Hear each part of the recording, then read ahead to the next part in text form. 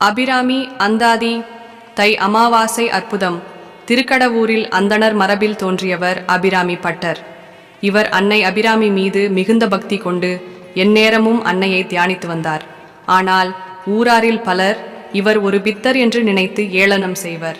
ஆனால் அதை பற்றி எவ்வித கோபமும் கொள்ளாமல் தம்முடைய கடமை அபிராமியை போற்றி வணக்குவதுதான் என்று கொள்கையை கொண்டிருந்தார். அவர் அன்னை அபிராமி மீதும் அமிர்தகடேஸ்வரர் மீதும் பாடல்களை இயற்றி சன்னதியில் பாடி வரலானார். ஒரு தை அமாவாசை தினத்தன்று தஞ்சையை ஆண்ட சரபோஜி மகாராஜா பூம்புகார் சங்கமுகத்தில் நீராடிவிட்டு திருக்கடையூர் ஆலயம் வந்தார். கோயிலில் இருந்த அனைவரும் சரபோஜி மன்னனுக்கு மரியாதை செலுத்தினர். அபிராமி சந்நிதியில் அமர்ந்து அன்னையின் வடிவழகில் ஆழ்ந்திருந்தார் அபிராமி பட்டர். மன்னர் அவரின் நிலையை அறிய அவரிடம், இன்று என்ன திதி என கேட்டார்.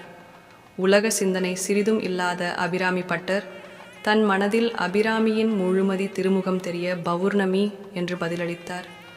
ஆனால் அன்றோ அமாவாசை. கோபமுற்ற மன்னன் இன்று பௌர்ணமி நிலவை காட்ட முடியுமா என்று கேட்க, அதற்கு பட்டர் முடியும் என்றார். இதனால் மேலும் கோபம் கொண்ட மன்னன், இன்று இரவு நிலவு வானில் உதிக்காவிட்டால் உமக்கு சிரச்சேதம்தான் என்று கூறி சென்று விட்டார். சூரியன் மறைந்தது. அமாவாசை ஆதலால் வானில் நிலவும் இல்லை. உடனே அபிராமி பட்டர் கோவிலுக்குள் ஒரு குழி வெட்டி அதில் தீ மூட்டினார்.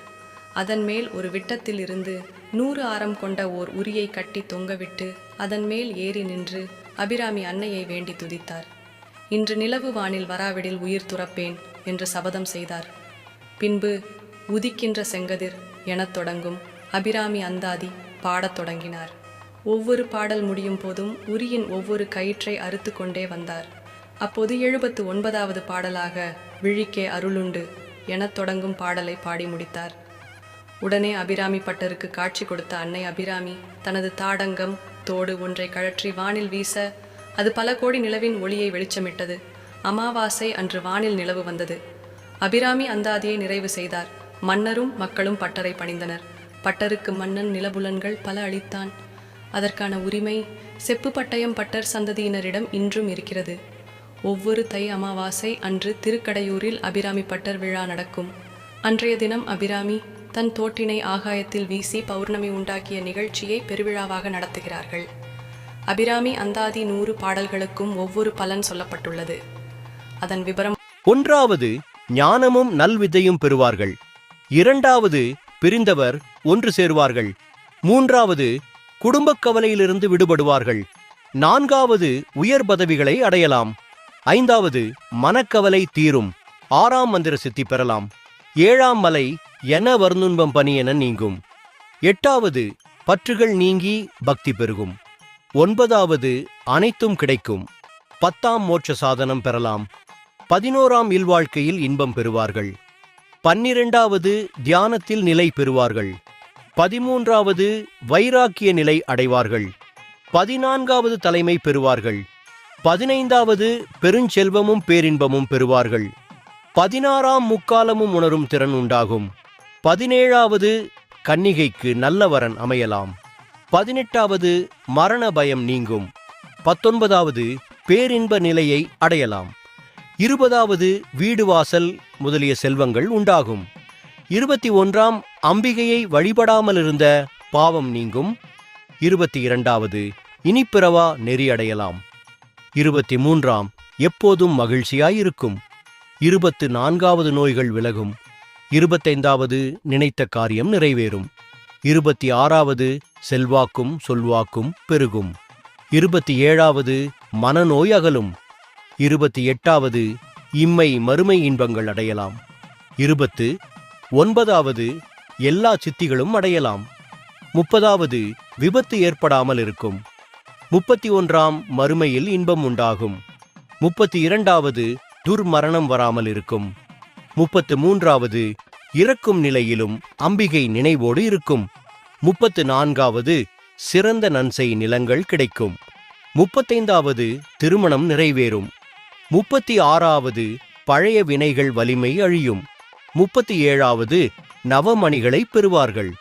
38வது வேண்டியதை வேண்டியவாறு அடைவார்கள். 39வது கருவிகளை கையாளும் வலிமை பெறலாம். 40வது பூர்வ புண்ணியம் பலந்தரும். 41வது நல்லடியார் நட்பு பெறும். 42வது உலகினை வசப்படுத்தும். 43 தீமைகள் ஒழியும். 44வது பிரிவுணர்ச்சி அகலும்.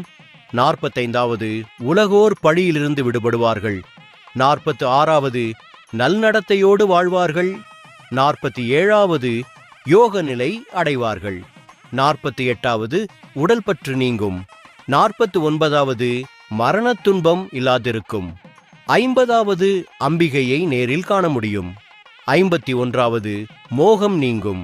52வது பெருஞ்செல்வம் அடைவார்கள்.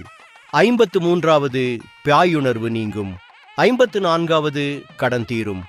55வது மௌன நிலை கிடைக்கும். 56வது அனைவரையும் வசப்படுத்தலாம்.